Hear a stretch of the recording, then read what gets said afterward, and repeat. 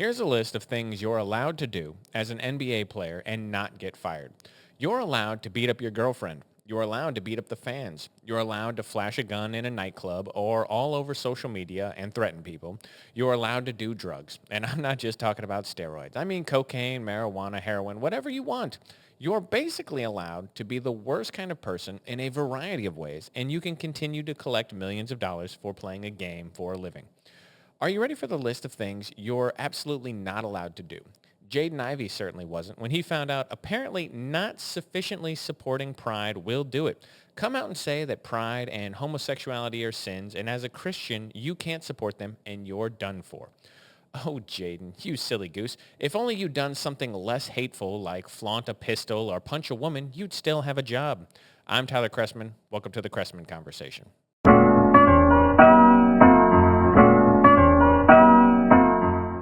Welcome, everybody. I have two topics that we are going to get into today. We're going to talk about the Chicago Bulls waiving Jaden Ivey after some comments they made that the Bulls said were homophobic on Instagram. And I'm going to talk about conspiracy theories, and specifically conspiracy theories surrounding Charlie Kirk's assassination.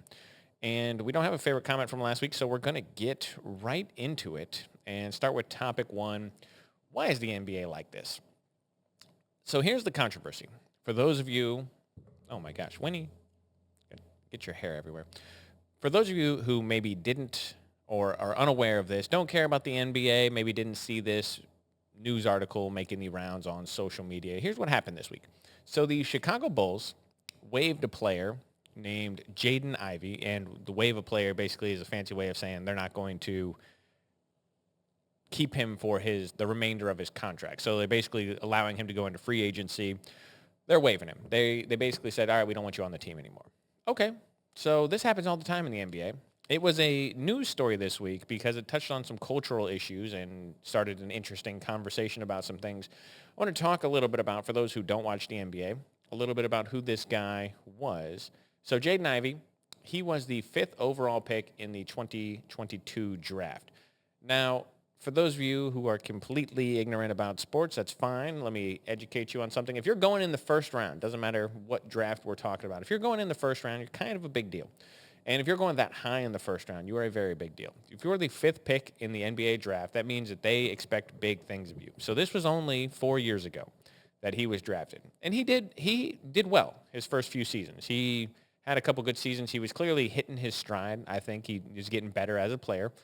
But he had some unfortunate injuries that sidelined him, and it's kind of slowed his career down. However, this last season, he was putting up 17 points per game, so not bad. I mean, not an all-star, but he's still relatively young in his career, so, he possibly could still get a lot better.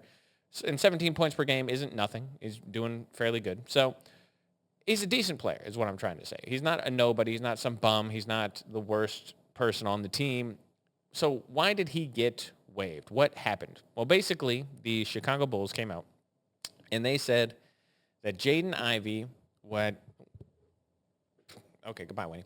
They basically said that Jaden Ivey is getting waived because due to detrimental conduct to the team. They said that his conduct was harming the team. He wasn't a good teammate. It was really affecting the locker room, which in sports is a big deal. If you ever played a team sport, you don't want somebody who's toxic in the locker room. I get it. But the timing for him to be such a problem, for him to be such a headache, the timing for this waiver seems interesting because this week he went to Jaden Ivey. He went to Instagram quite a few times, and he made quite a few videos. Now, these are long videos, and honestly, they are rants. I am not going to watch the couple hours worth of material he put out, but I saw the clips that were going around, and some of it's better than others, but the timing for this waiver comes right after this particular clip started going viral on the internet. So let's take a listen in. This is from Jaden Ivey's Instagram account. Here's the little excerpt that we're going to be talking about. That the world can proclaim LGBTQ,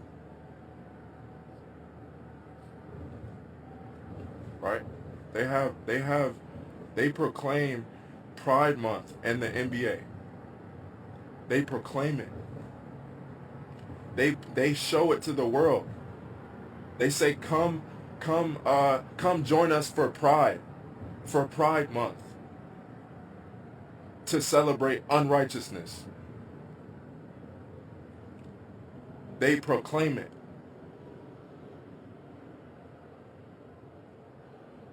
They proclaim it on the billboards. They proclaim it in the streets. Unrighteousness.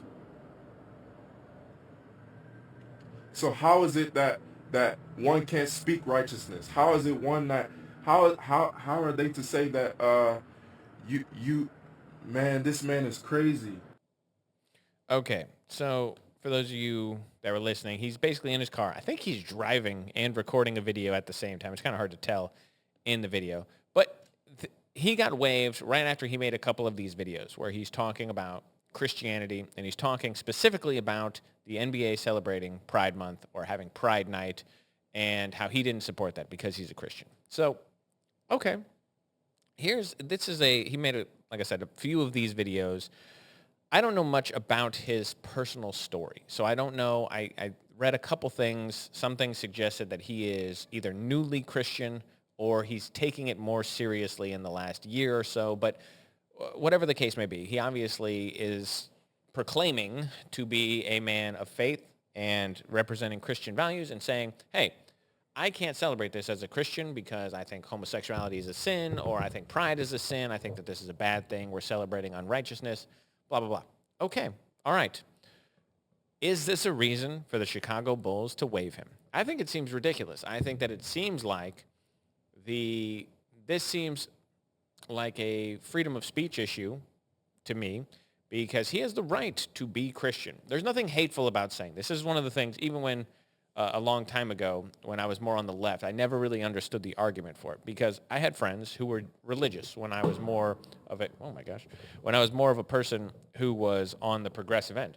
And it never bothered me that they didn't agree with me about everything I believed in. And you would have people who would say things like, well, I think homosexuality is a sin. I don't care if they believe that. I don't care if you believe that. It doesn't matter if I believe that. What matters is how you treat individual people. If you treat gay people with disdain or as lessers, then you're doing Christianity wrong. That's not what it's about. It's not about judging them. It's okay to think that their lifestyle is wrong. It's okay to think that it's a sin. It's not okay to sit there in judgment and treat them as lesser human beings. It doesn't mean that you have to celebrate the sin. That's not what we're talking about. What I mean is you treat people as people. You treat them with respect and dignity. When they talk about if you want to look to the Bible as examples, Jesus, he associated with sinners, right? We're not going to try and preach theology here, but this is something that a lot of the Christian thinkers that I like would talk about, which is that Jesus associated with sinners. He didn't just sit there in judgment and say, you're a bad person, therefore you're shunned from society. No, he brought them into the church by associating with them, or brought them into being better people by associating with them and basically showing them the way. That's kind of what I believe Christians should be doing, right? You don't turn people away from the church. You try and bring them into the church. So when he sits there and says, well, I can't celebrate Pride Night because I don't think Pride Night's something to be celebrated, is that hateful? I don't think it's hateful. I don't think it's a hateful thing to say. Just like I wouldn't ever want to force anyone to celebrate something just because I believe it. I don't think I have the right to force them on it. The NBA shouldn't have the right to force people to celebrate Pride. I don't think anything he said was hateful. If he was on there saying, well, I'm not going to celebrate gays because they're terrible and that stuff's gross, that's a little different, right? That's not what he's saying. He's literally just talking about his belief, his faith, and saying, well, I really do believe that Christianity says this is wrong. It's unrighteousness. I don't think we should be celebrating it. I don't see anything wrong with that. And again, this is coming from a person who I think anyone who watches this show would know. I have no issues with gay people. This is not an issue that has ever, ever, ever been controversial for me. I think that there are people who are gay. And what does it matter to me? It doesn't matter to me at all. This is the sort of the libertarian streak in me. It doesn't matter to me at all how people want to conduct their lives. It really doesn't. So I'm not saying this in judgment. I'm not saying this because I have some beliefs that are similar to Jaden Ivey's. That's not what we're talking about. What we're talking about is the NBA's right to fire a person for espousing what were beliefs held by almost every single person in the world until 5 minutes ago. The idea, like, we've embraced the gay culture and all that, and That's now the new law of the land. And if anyone speaks against that, you're going to be shunned from society. It's total crap. And the Bulls should really be embarrassed. Now, they say it's for other things. They're not going to just say that it's for this. They say, well, actually what it is he, in the locker room, he wasn't getting along with people. Or he was a little preachy recently in the locker rooms, and he's sitting in judgment. Again, I don't think anyone should be judging anyone. That's not your role in life. Even if you're a religious person, I don't want to have to quote you back words of Jesus, but it didn't say judge not except for the gays. It said judge not lest you be judged. And if he's sitting in there doing that, that's different. But the only people saying that are the Bulls GM and staff. It's not the other players. It's not his teammates. His teammates haven't come out and said, yeah, he's a problem. It's just the coaching staff now trying to justify the decision of the management to fire this guy based on these comments. So, and again, I'm not sitting over here. I'm not saying everything he said in his hour-long rants were valid. He talked a lot about Catholics and how that wasn't real doctrine and blah, blah, blah. He said a lot of things that I'm just like, well, he sounds totally ignorant, don't know what he's talking about. Even here, you say, all right, you can preach whatever you want. You can say whatever you want. It doesn't really bother me. But I don't, it's not really even about that. It's not about if he's right or wrong. It's about the idea that we're allowing businesses to openly discriminate now against what up until 5 minutes ago was common sense religious tradition. And by the way, this isn't just a Christian belief. If he was Muslim and said the same thing, my guess is the Bulls wouldn't have fired him, which makes me believe that this actually is just open discrimination against Christians. Because, again, there are many religions that believe this same thing. But if he happened to be a minority Muslim player, they wouldn't have done the same thing. I would guarantee you this. I'm not going to say it with 100% certainty. It's just a feeling. It's easy to do this against Christians in America because half of the country has some beliefs about Christianity that they think it's okay to just say, well, that's hateful, it's bigotry, shut it down, even though it's not, even though I don't believe it is. But they wouldn't say the same thing if a person was a member of Islam or just a Muslim and they said the exact same thing. So I do think that there is something to this. Again, not because he's right. Has nothing to do with that. This isn't about anything. We're not talking theology. We're not talking practicality. We're talking freedom of speech and discrimination against the largest religious group in the United States. I think it's ridiculous. It doesn't matter to me. There are other people in the NBA who have jobs that have done much more egregious things. We sort of made fun of it in the intro, but Ja Morant is still in the NBA. He's one of the best players in the league. Oh, everyone is excited about this guy. He's great. How many times has this guy flashed a gun in public or threatened to hurt somebody or had his bodyguards point laser pointers at people so that people say we're actual just guns, lasers on guns? How many times has he done this? Oh, he still gets to play in the NBA. Oh, yeah, this guy is basically cavorting with a bunch of criminals and acting like a gangster, brandishing a firearm every time he gets in an argument. But, yeah, he can still play in the NBA. Oh, it's fine. You can go out there and punch your girlfriend, and you don't get fired. You get to come back quietly and get to play in the game. Or maybe they put you down in the G League for a couple games, then they bring you back later. People do terrible things. Oh, we can get caught with a kilo worth of cocaine. You're still going to get to play. Oh, it's actually just my buddies. It was just my buddies' stuff. Before they made marijuana legal in the NBA, where they're like, all right, we're not going to test for it anymore. How many guys got caught doing what were at the time illegal drugs and get to continue to play in the NBA? I mean, Rasheed Wallace made a career off of it. It's just, who cares? They don't care in the NBA. So when you're like, okay, well, this guy is going to get waived, we can't have him on the team, for espousing, again, what were beliefs held by 99.9% of the population up until 5 minutes ago, it doesn't make a lot of sense. It doesn't look good for the NBA. It's not a good look. It looks discriminatory against Christians. It looks like an attack on free speech and religious liberty. And I understand why people are upset about it. Now, I read some articles from the other perspective. I can't remember. The Root, I think, wrote one, and maybe somebody else, where they're saying that this is hateful conduct and it has no place in modern society and modern beliefs. This is the same nonsense you hear about everything, where everything is hate speech. Anytime you criticize anyone anywhere is hate speech. If I was to say I don't like pride parades, which I don't like pride parades. Why don't I like pride parades? It's not because I have any issues with gay people. Anyone who knows me knows that's not true. I don't like pride parades because I think it's ridiculous that we allow people to act indecent in public, that you can come out there basically naked wearing a dog chain and we're all supposed to go, oh yeah, this is great, let's celebrate this. It's super weird to me.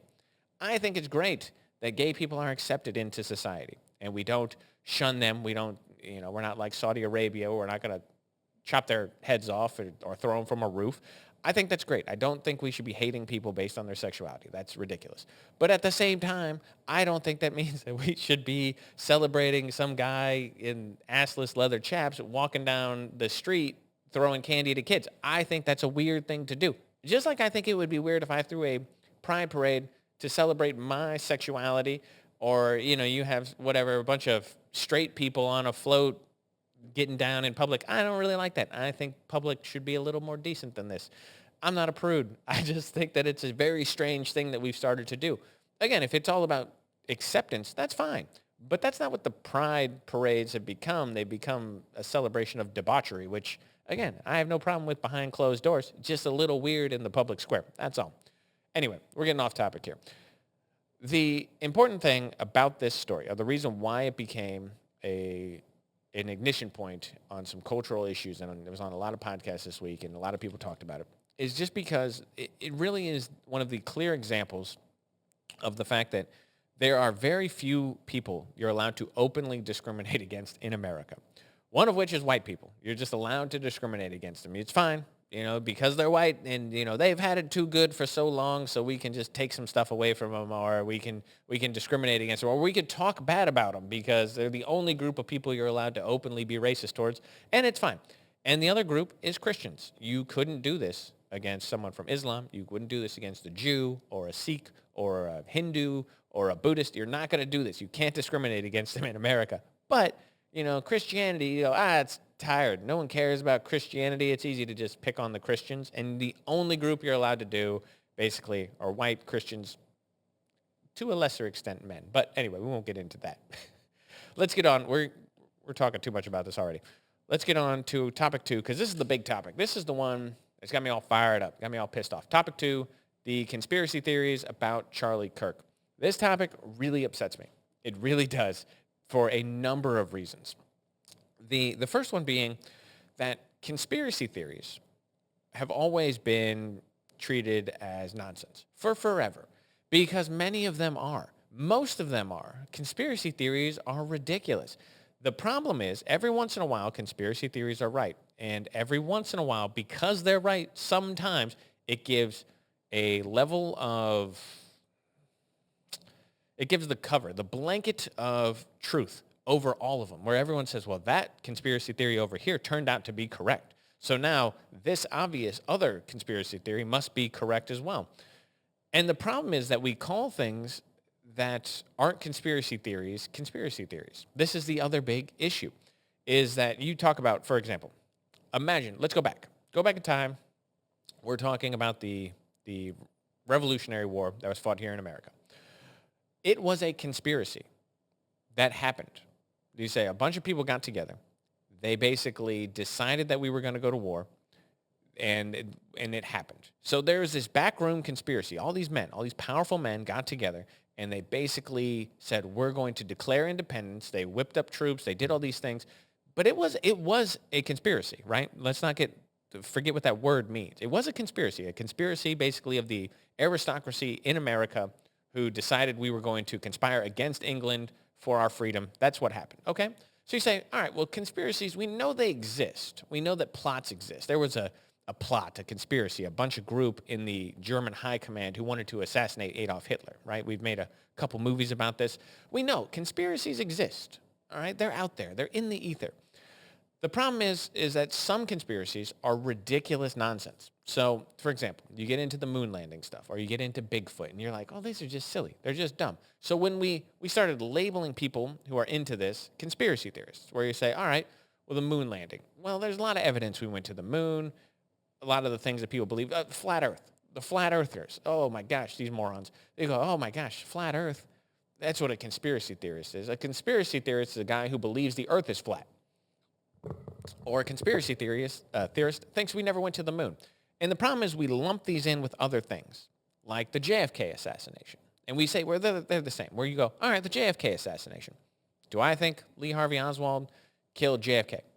Yes. The answer is yes. Do I think that there may have been other things that influenced it? I don't know. Maybe. I don't see any evidence of this. I know that, for example, do I think that the Soviet Union had anything to do with it? I don't think so. I think the guy was probably inspired by the Soviet Union and acted on his own. That's kind of what I believe. Do I think there was a second shooter? I see no evidence of this. I don't understand where people are getting the evidence from. Maybe. But again, the problem is that this one, where you say, all right, well, this one, there may be some questions. Oh, the files were classified for so long. Oh, well, there are some questions. And they lump this in there with Bigfoot. And they all just have this blanket term, conspiracy theory. And we say, oh, conspiracy theories, they're ridiculous. Everyone's and then what happens is they use that term, conspiracy theorist, on something true. So, for example, let's talk about me. I've been labeled a conspiracy theorist by people because I correctly pointed out that it was so blatantly obvious that COVID came from the lab in Wuhan. And they said, well, that's a conspiracy theory. Oh, you guys are crazy. Why would you ever think that? Obviously, it came from a bat taking a crap on a pangolin, and then the pangolin got eaten at a wet market 300 miles from where the bat was from. It definitely didn't come from the COVID lab right down the block. That's ridiculous, you conspiracy theorists. And you have to go, well, that's crazy. You're calling me a conspiracy theorist. I'm just saying this seems totally obvious, and it is obvious, even though they still won't say that's officially what happened. But you label all these things together. And what happened during COVID especially is that so many of the conspiracy theorists turned out to be right about things, about the origin of it, or gain of function research, or the thing behind why they enacted a lot of the policies. So many of the things that the government was telling us turned out to be flat out lies. They turned out to be false. The conspiracy theorists were right. And so you say, well, look, this thing that we were told was a conspiracy theory is right. Therefore, all of the conspiracy theories must be right. Or everything winds up being a conspiracy. Everything's and so because we were right about COVID, obviously, we're going to be right about these other things. And that's where we are today. And this drives me nuts. And the reason why I said all that is to talk about this story today and why it pisses me off so much. The Daily Mail put up an article. They put up a bunch of articles, but I want to show you the headline, a couple headlines, because these were going around social media, and it was driving me insane. So you saw a bunch of headlines like this, different versions, some more egregious than others. It says, this is from the Daily Mail, bullet used to kill Charlie Kirk did not match rifle allegedly used by suspect Tyler Robinson, new court filing claims. So what I saw was this article being posted everywhere because, for those of you who are unaware, there are so many conspiracy theories surrounding the assassination of Charlie Kirk. It's sickening. The things that people are saying about this just drive me insane. And this was used as proof, where a lot of those guys are saying, see, Tyler Robinson didn't kill him. As I've been saying all along, Tyler Robinson's not guilty because the bullet wasn't even from the rifle. Okay, you morons. Let me tell you something. This article, this headline, is so misleading, it's disgusting. Because this is not saying that the bullet that killed Charlie Kirk did not come from the rifle. Because when you scroll down, what do you find? Let me see if we can find the exact thing. So here we go. The defense attorneys argue that they were unable to identify the bullet recovered at autopsy to the rifle tied to Mr. Robinson. So they're saying, look, the bullet doesn't match. Again, not what it says. Because, let's see down here, if we can find the exact quote. Where's it at? I want to see if they have it in here somewhere. I think it was this one. Maybe not. All right, well, we're not going to look for the exact quote because I can't remember exactly where it is in the article.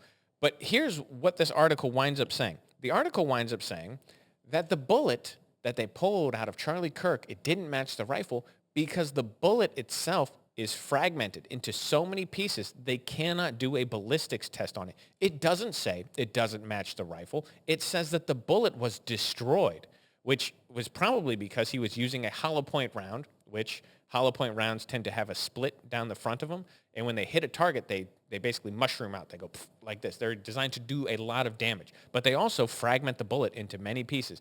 The bullet was destroyed that killed Charlie Kirk by impact because it fragmented into too many pieces to run ballistics on. It doesn't say it doesn't match the rifle. It says that the bullet itself can't be tested because the bullet itself is broken into a million pieces and they can't put it back together. What these people were doing was saying, look, that the rifle that they found wasn't even used to kill Charlie Kirk. It didn't even match the bullet. That's not what it says at all. And what it's doing is it's lending credence to a bunch of disgusting people on the internet who want to peddle their falsehoods about Charlie Kirk's death. And specifically here, what I'm talking about right now are your Candace Owens and your Tucker Carlsons. These people are doing a terrible, evil thing. And I've seen this over and over again. There's a bunch of people who are talking about Tyler Robinson wasn't the shooter. Tyler Robinson appears to be so obviously guilty. And do you know why I say that? He's allegedly guilty, right? He hasn't been convicted of anything. But the reason why he appears to be guilty is probably because he confessed. He confessed to his trans, furry, lover, boyfriend, whatever that thing was. He confessed to that guy. He confessed to his father. He told his father he killed Charlie Kirk. The rifle that his grandfather gave him as a gift is the reason why his father discovered him in the first place. The rifle was found at the scene. He wrapped it in a towel. It was wrapped in a towel, and he said that he did that in a text message to his boyfriend. He wrapped it in a towel, and he hid it at the scene. He dropped it off a roof into some bushes, and he was going to go back and retrieve it, but he never got the opportunity. Well, the rifle was shown on the news. It's a unique rifle. His father recognized the rifle and asked him about it. Where's that rifle? He wasn't able to produce it, and the father said, did you do this? And he said, yes, I killed Charlie Kirk. His father then turned him in. He confessed 2 times. I don't know if he confessed to the police department, but he confessed to 2 separate people. We have hundreds of text messages from this guy basically saying how he plotted the crime. What the people on the internet are saying is that he didn't do it. Oh, he's getting set up. He's a patsy. Oh, it's all false. He recanted that confession. The rifle wasn't found by the bomb. Why didn't the bomb dogs find the rifle? Why did the FBI have to come in and find the rifle? These people are nuts. The Candace Owens is saying that it's because Charlie Kirk, it was the Israeli government that had something to do with it. Oh, Turning Point USA is covering up his murder. They're trying to obscure the evidence so that you can't find it. That's what's happening. Oh, it's the Egyptian. The Egyptians were in on it. Where is the evidence for this? It's nonsense. It's disgusting. The Tucker Carlsons and the Candace Owens of the world, they look at the world, they see a problem. And here's how it should go for a regular person. It goes, here's a problem. Let's dissect the problem. Let's find out the root cause and identify what's causing the problem. And here's where we have to kind of do our logic. We have to figure out what's going on because we have a problem. We're trying to dissect. We're using our logic, and we're going to find out the root cause. We're going to find out the reason. Candace Owens starts with the problem, skips the step where she analyzes anything, and then goes, it's the Jews. That's what Candace Owens does. So Charlie Kirk's assassinated. We're not going to do anything in the middle where we kind of figure out what happened, but definitely it was the Jews that did it. That's Candace Owens' thought. That's how Tucker Carlson seems to be working lately. Well, it's something bad in the world happened. Let's trace it back and figure out why the Jews are responsible. We'll use the term Israel. We'll say Israel, but we mean the Jews. That's what we mean, right? We're talking about the Jews. And that's what Tucker Carlson and Candace Owens are doing. Oh, Israel killed Charlie Kirk. Charlie Kirk was a friend of Judaism. He was a supporter of Israel. He observed the Sabbath, which many Christians don't, but he began doing this. Dennis Prager is one of his close personal mentors, one of the most prominent Jewish voices in America. You think this guy, Israel's killing him? For what purpose? Because why? Answer that question. What does the Israeli government gain by murdering Charlie Kirk in cold blood? Nothing is the answer. So if you're of the opinion that Charlie Kirk was killed because the Jews, you're wrong. You're mistaken. You just don't know what you're talking about because there's absolutely no evidence to support this other than Candace Owens says so. Or Tucker Carlson says so. He's just asking questions. I'm just asking questions. Well, aren't the Jews kind of a sneaky people? Wouldn't you say? I'm just a question. It's just a question. No, they're doing a bad thing. They're doing a very bad thing. Pretending that Erica Kirk is the villain in this story and not the trans, furry, gay assassin is the crazy part. Like that guy's the bad guy. Tyler Robinson's the bad guy. He killed Charlie Kirk. He assassinated Charlie Kirk. I believe they're going to prove this in court. I think that the evidence is overwhelming. They have his rifle. They have his confession. They have him on videotape jumping off of a roof where Charlie was murdered. I don't know what you want. I don't know what you expect. But it's crazy to me that people think that this is a conspiracy theory. This is the problem. Not everything in the world is a conspiracy. Some things are straightforward. If other people were involved in the planning or the covering up or the accessories after the fact, if anyone was aware that this was going to happen and didn't go to the police, I want all of those people arrested. I want all of them in jail. Let's just pretend for a second that Tucker Carlson and Candace Owens are correct and the Israeli government was involved in Charlie Kirk's murder. I want all those people arrested. I want all of them tried. I want all of them sent to prison for life. That's not what's happening. This guy is the guy. We understand that, right? Tyler Robinson did this.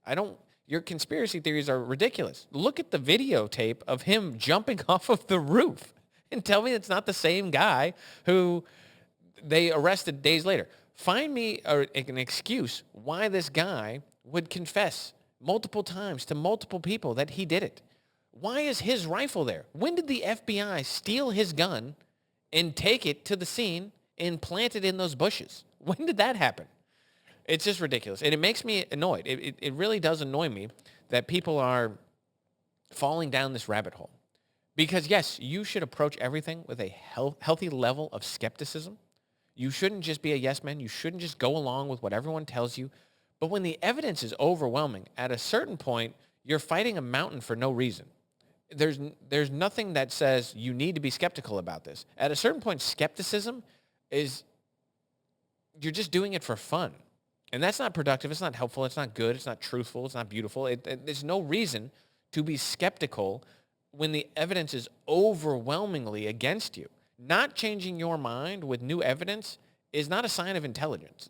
That's a sign of something else, all right? What's the opposite of intelligence? You're kind of going that way. If new evidence is presented where your opinion doesn't change, you're no longer being logical. You're no longer being rational or reasonable. You are just doing something for sport. And that's a bad thing in politics. We don't argue for sport. It's not fun.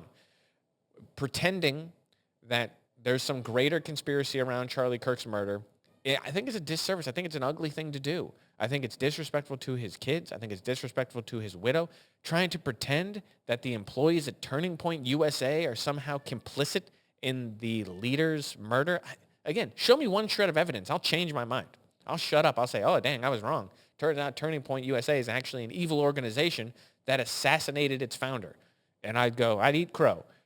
But when that doesn't happen, you should feel a little embarrassed that you're just spouting off about things with no evidence. We don't do that. We don't assert truth without some sort of evidence, without some sort of a claim on that truth. And I think people are doing a bad thing right now. I think Candace Owens is doing a bad thing. I have never, look back through the history of this show, I've never praised Candace Owens. Not that I can recall, at least, because I've never thought Candace Owens is particularly bright or insightful. Ever since she first 10 years ago maybe, when she first broke onto the political scene. I always thought that she was a person who read the Cliff Notes. She doesn't understand anything. She's not particularly smart. I think she's got some sort of charisma that I must be immune to. I don't know what people see in her or why they listen to her. She is just not a good person. And I really do believe that. So I wish you wouldn't listen to Candace Owens' show. I don't care if you do. I just think you're only hurting yourself. Every 90 minutes, I've done the study here, every 90 minutes of Candace Owens' voice lowers about a quarter of an IQ point.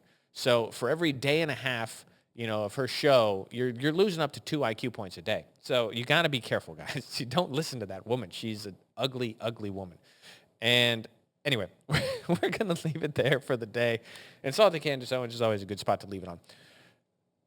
As always, questions, comments, concerns, put them down in the stuff below. If your comment is especially mean and or praiseworthy, sometimes it's nice to hear compliments, but also mean stuff is just as fun. We'll read it on next week's show. As always, I'm Tyler Chrestman. Hope you guys enjoyed the episode. I will catch you next Friday.